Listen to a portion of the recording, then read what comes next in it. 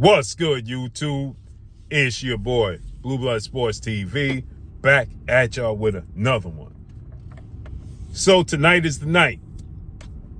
A welterweight unified world champion will be crowned tonight. A welterweight unified lineal world champion will be crowned tonight.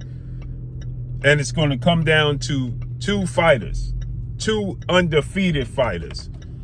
Undefeated IBF welterweight world champion superstar boxer Jaron Boots Ennis. Jaron Boots Ennis, 33 wins, no loss, no draw, 29 wins by way of knockout, 27 years of age, 5'10" with a 74-inch arm reach, takes on undefeated Lithuanian star, WBA welterweight world champion Eimantas Stanionis, who is 15 wins, no losses, no draw, 9 wins by way of knockout, 30 years of age, 5'8" with a 68-inch arm reach, in Atlantic City, New Jersey. Boardwalk, back to the roots of the sport of boxing. And Jaron Boots Ennis is going to win a 10th round knockout victory over Eimantas Stanionis. Here's why. Eimantas Stanionis will be too tough for its own good. Eimantas Stanionis will be very aggressive. More importantly, Jaron Ennis is bigger. He's 2 inches taller than Eimantas Stanionis, maybe 3. He has a 6-inch arm reach advantage over Eimantas Stanionis, and he's a more well-rounded athlete than Eimantas Stanionis. He's a more explosive athlete. Faster hands, faster feet. And Jaron Ennis has pressure to perform. So Eimantas Stanionis, Jaron Boots Ennis is going to win this fight. And here's why. Because Eimantas Stanionis is catching Jaron Boots Ennis at the wrong time. Okay? Eimantas Stanionis is catching a Jaron Ennis that had 2 lackluster performances against Karen Chugajan. The last one in Philadelphia, the first one in D.C., in his area. And it was expected to blow out Karen Chugajan, and he didn't. He won a unanimous decision in the first fight, and everybody chalked it up to Karen movement and unwillingness to engage. And then the rematch, Karen decided he felt that he saw something in Jaron Ennis. He stood right in front of him the entire night, and it still went 12 rounds. And Jaron Ennis didn't knock him out, didn't deliver on what was expected. And because of that, I believe that in this fight, Jaron Ennis is going to show up and show out. Not only that, I studied the difference between Karen Chugajan and Eimantas Stanionis. Eimantas Stanionis decides to use these high guards. You know how horses have the blinders? He puts these blinders on, these high guards. Jaron Ennis is, Jaron Ennis is about 3 inches taller. He has a 6-inch arm reach advantage. He's just a more explosive, better athlete than Eimantas Stanionis. He has faster hands, faster feet. And he's just a better explosive athlete, right? And because of that, in this fight, he is going to, and he has something to prove, right? He wants to show the world he is who he say is. A lot of people have been down on his performances and just down on him as a fighter, right? They're doubting him. Is he who we thought he was to be?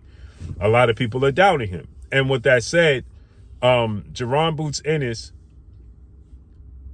is going to be able to capitalize. If he fights how I expect him to fight, tall, rangy, on the outside, Eimantas Stanionis is going to run into punches because he's going to have to sell out to close the gap.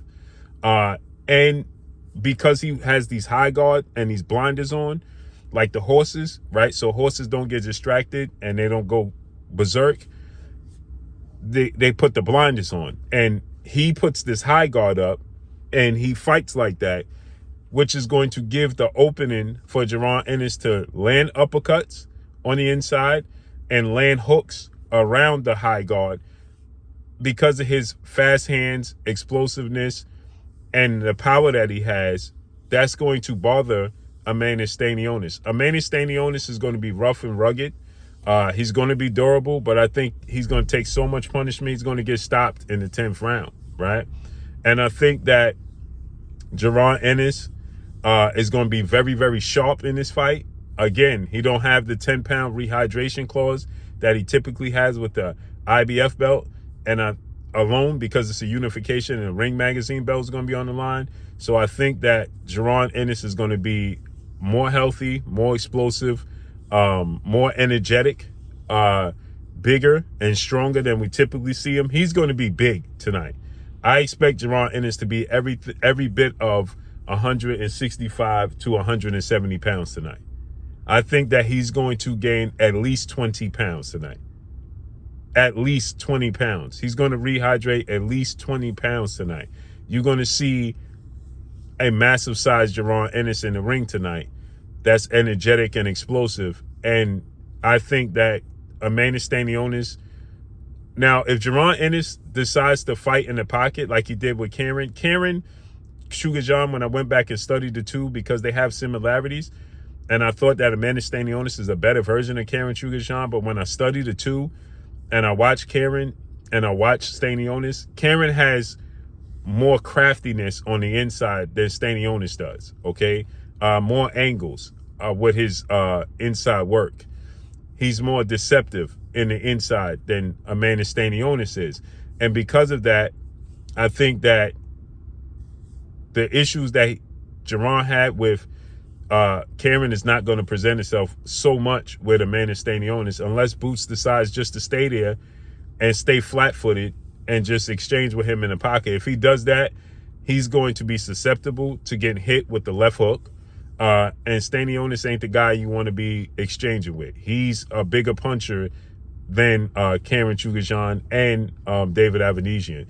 So I think that the left hook on the inside, if Jaron Ennis decides to stay there, can be a problem. And the counter right hand, the counter right hook from Stanionis could be a problem for Boots Ennis if he indeed decides to fight in the pocket. But if he fights tall and rangy on the outside, he'll be able to nail Cameron with the jab. He'll be able to nail him with the uppercut from a distance that Eimantas Stanionis just can't touch him. And the hook around his high guard, he'll be able to land that. And he has to be defensively responsible because Eimantas Stanionis is going to sell out, right? When he opens up, Boots has a tendency to open up extremely wide with his hooks. And if he does that, that's going to give Stanionis opportunities to counter him on the inside, and that could be a problem for Boots. And then Boots have the mentality to want to fight. So he's going to have to fight smart, fight like a boxer and let the knockout come to him. And I think if he does that, he'll stop Stanionis in the 10th round. So let's see how this unfolds. I can't wait. But drop a comment in the comment section. Let me know what y'all think. Follow me on Instagram at Blue Blood Sports TV, all in one word. It's your boy Blue signing off. I'm gone. Peace.